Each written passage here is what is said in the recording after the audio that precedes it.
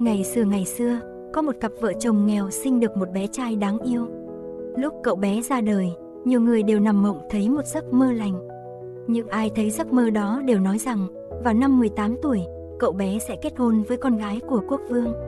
Chẳng lâu sau đó, quốc vương đi ngang qua ngôi làng, nghe câu chuyện về một cậu bé năm 18 tuổi sẽ cưới con gái của mình, thì rất tức giận. Thế là, ông ta tìm đến nhà của cha mẹ cậu bé, đưa cho họ một túi tiền để xin cậu bé về nuôi.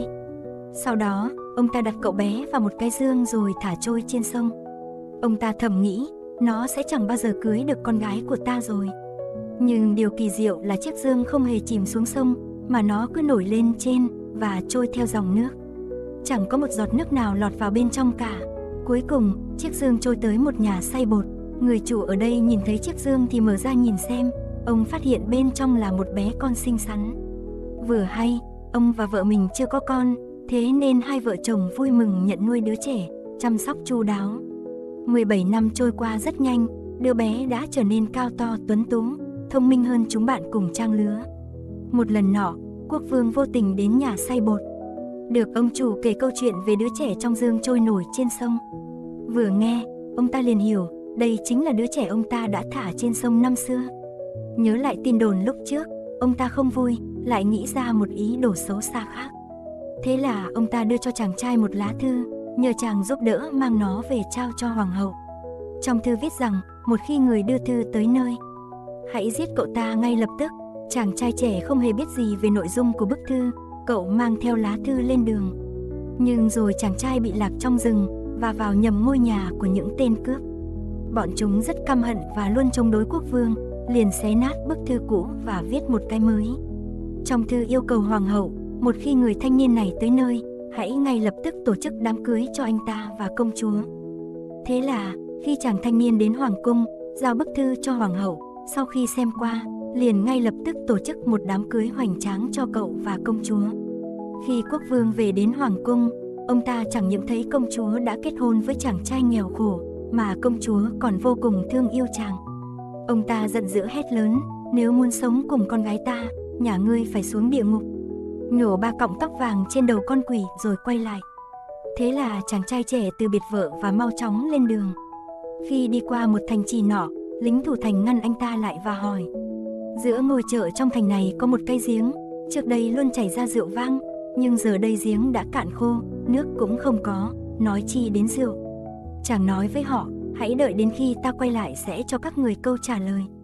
Không lâu sau, chàng lại đến một thành trì khác, lính gác thành hỏi chàng, cây táo ở thành này trước kia luôn đầy ắp những quả táo vàng, tại sao bây giờ lại khô héo, không còn sức sống như vậy?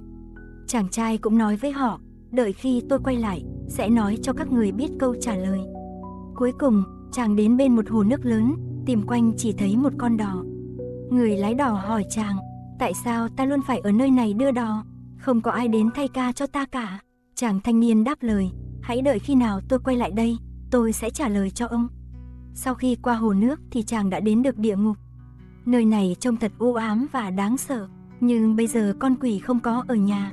Có một bà quỷ tốt bụng, sau khi nghe kể về hành trình và mục đích của chàng, liền biến chàng thành một con kiến bé tí ti và giấu vào trong túi áo choàng.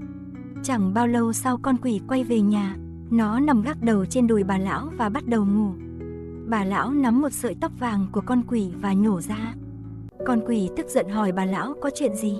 Bà lão nói tôi nằm mơ thấy một chuyện kỳ lạ, quá sợ hãi nên mới nhổ tóc ngài. Tôi mơ thấy cái giếng ở chợ, trước đây chảy ra toàn rượu vang, nhưng giờ lại khô cạn, chẳng biết lý do tại sao. Con quỷ đáp, ở dưới đáy giếng, có một con cóc đang ẩn náu, nếu giết con cóc đó đi thì rượu vang sẽ chảy trở lại. Nói xong những lời này, nó lại đi ngủ.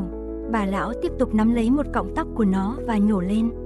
Lần này bà lão nói, lúc nãy tôi lại nằm mơ, trong thành trì kia có một cây táo luôn mọc đầy ắp những quả táo vàng, tại sao giờ lại khô héo cả rồi?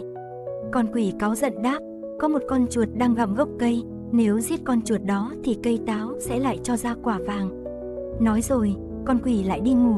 Bà lão tiếp tục nhổ một cọng tóc của nó. Lần này bà nói, tôi sợ quá, trong mơ tôi thấy một người lái đò than thở rằng, tại sao hắn ta phải chèo đò chờ khách mãi mà không có ai đến thay phiên. Con quỷ giận dữ, nhưng nó vẫn trả lời cho bà lão, Nếu có khách nào muốn qua sông, chỉ cần nhấn mái chèo vào tay họ, như vậy là có thể thoát khỏi nhiệm vụ. Người kia sẽ thay hắn ta lái đò. Ngày hôm sau, khi con quỷ đi ra ngoài, bà lão liền đưa cho chàng 3 cọng tóc của con quỷ, nói cho chàng đáp án của những câu hỏi kia. Chàng trai cảm tạ bà lão rồi quay trở lại. Sau khi ngồi đò qua phía bên kia hồ nước, chàng nói với người lái đò, hãy đưa mái chèo cho người khách kế tiếp. Khi họ nhận nó thì ông sẽ tự động được giải thoát. Chàng đến những thành trì kia, nói đáp án cho người lính canh. Nghe xong câu trả lời, họ vui mừng và tặng cho chàng một con lừa cùng vô số tiền vàng châu báu, vải vóc, đồ vật quý giá. Cuối cùng, chàng thanh niên quay lại hoàng cung, đưa 3 lọn tóc vàng của con quỷ cho quốc vương xem. Khi nhìn thấy vàng bạc châu báu do chàng mang về, ông ta hỏi chàng, làm sao có thể tìm được nhiều đồ quý giá như thế? Chàng trai nói với ông ta, ở bên hồ, có một con đò, chỉ cần ngài nhận mái chèo là có thể nhận được rất nhiều châu báu. Thế là quốc vương đi đến bên bờ hồ, đòi người lái đò phải đưa mái chèo cho mình.